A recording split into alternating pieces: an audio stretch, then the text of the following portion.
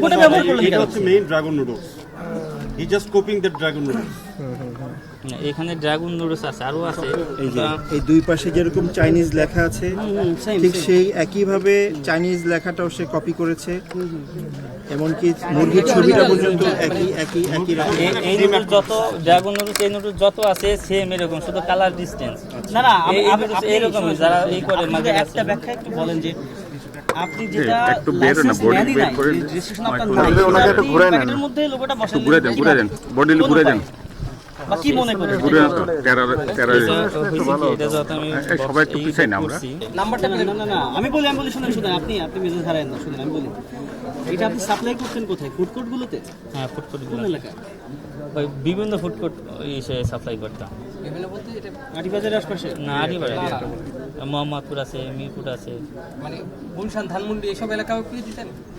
না এইগুলান তো কোথাও সাপ্লাই করি না, শুধু ওই যে আপনার এই যে অন্থনের এই সমস্যা শীটগুলো ওইগুলান সাপ্লাই করতাম, এইগুলান এখনো করি নাই কোথাও। কোন এলাকায় সাপ্লাই দেন আপনি এই প্রোডাক্টগুলো? এদিকে একটু ঘুরায় বলতে বলেন। রাজধানীর কোন এলাকায়?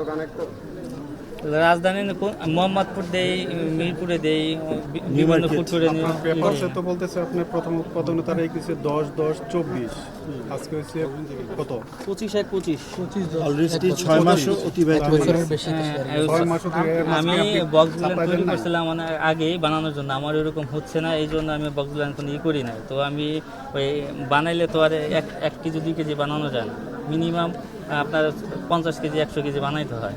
এই জন্য বানাইছি, সেদিন হয়তো কাজ কাম ছিল না, এই বানাইয়া এটা আর কি ওইভাবে আমি করছি যে ওদের মতো হয় কি। আপনার ফ্যাক্টরিটা কতদিন যাবত আপনি ব্যবসা করতেছেন, মানে প্রোডাকশন করতেছেন এই অবৈধভাবে খাবারের যে আইটেম তৈরি এই করতেছেন? নুডলস আমি আগে করি নাই, কিন্তু আমি অন্তম সমস্যা এগুলো আমি আগে থেকে কতদিন? 2-3 বছর। আচ্ছা, আপনি কি দেখতে পাইছেন যে আপনার যে কর্মচারীরা কাজ করতেছে তারা যথাযথ স্বাস্থ্যবিধি না মেনেই, হাতের মধ্যে ঠিকমতো গ্লাভস পরে নাই, তার মাথায় কোনো নাই, কাভার নাই, কোনো অ্যাপ্রন নাই, সেইভাবে খাবার প্রস্তুত করতেছে? এটা কি আপনার সুযোগ আছে এইভাবে খাবার তৈরি করার, যেটা জনসাধারণ যেটা কনজিউম করবে, বাজারে যেটা যাবে, এটা তো একটা স্বাস্থ্য সুরক্ষার ব্যাপার আছে। তা তো অবশ্যই জানালাগুলো সব খোলা ছিল, করতে ইচ্ছুক। আইনের স্পিরিটটা তো সেটাই, আপনার ব্যবসা বন্ধ হয়ে যায়, এটা তো আইনের স্পিরিট না। আইনে সেটা আমরা চাইও না যে আইন প্রয়োগ করে আপনার ব্যবসা বন্ধ হয়ে যায়। আমরা চাই যে আপনি সঠিকভাবে সরকারের অনুমোদন নিয়ে আপনি আপনার কার্যক্রম পরিচালনা করেন। বিএসটিআই আসুক, বিএসটিআই এসে এটা পরীক্ষা করে দেখুক যে আপনার এটা প্রসিডিউর সব কিছু ঠিক আছে, তারপর আপনি পরিচালনা করুন। আর আপনাকে যে অর্থদণ্ডটা দেওয়া হয়েছে আপনি সেটা দ্রুত ইয়ে করুন।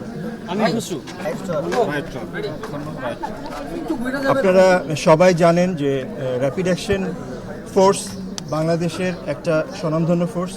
আমরা আইন শৃঙ্খলা নিয়ন্ত্রণের পাশাপাশি জনগণের বিভিন্ন স্বাস্থ্যমূলক বিষয় এবং জননিরাপত্তা বিষয়গুলো আমরা প্রতিনিয়ত নজরদারির মধ্যে রাখি। এরই ধারাবাহিকতায় ঈদকে সামনে রেখে আমাদের একটা প্রচেষ্টা ছিল যে ঈদের সময় যেই পরিমাণ সেমাই, নুডলস, লাচ্ছি বিভিন্ন জায়গায় অস্বাস্থ্যকর পরিবেশে তৈরি হয়, সেগুলো জায়গাগুলোকে শনাক্ত করা এবং সেগুলোতে আমাদের বিজ্ঞ ম্যাজিস্ট্রেটের উপস্থিতিতে মোবাইল কোর্ট পরিচালনা করা। এরই ধারাবাহিকতায় আজকে আমরা আমাদের এই কামরাঙ্গীরচর এবং এই বসিলাতে আমরা 3টা কেরানীগঞ্জ এলাকায় 3টা কারখানাতে আমরা আমাদের আজকের এই মোবাইল কোর্ট পরিচালনা করি। এই প্রথমত আমরা গিয়েছিলাম কামরাঙ্গীরচরের মিতালি ট্রেডার্স নামে একটা প্রতিষ্ঠানে। সেখানে আমরা পেয়েছি যে অস্বাস্থ্যকর পরিবেশে শ্যামাই উৎপাদন করছে, সেখানে স্বাস্থ্যবিধি না মেনে তারা শ্যামাই উৎপাদন করছে, যেখানে তারা শ্যামাই উৎপাদনের সাথে যেসব কর্মচারী জড়িত তাদের যথাযথভাবে স্বাস্থ্যবিধি মেনটেন করা হয় নাই এবং তাদের যে পোশাক পরিহিত অবস্থায় এই উৎপাদনের সাথে তাদেরকে সম্পৃক্ত করা উচিত সেভাবে তারা ছিল না।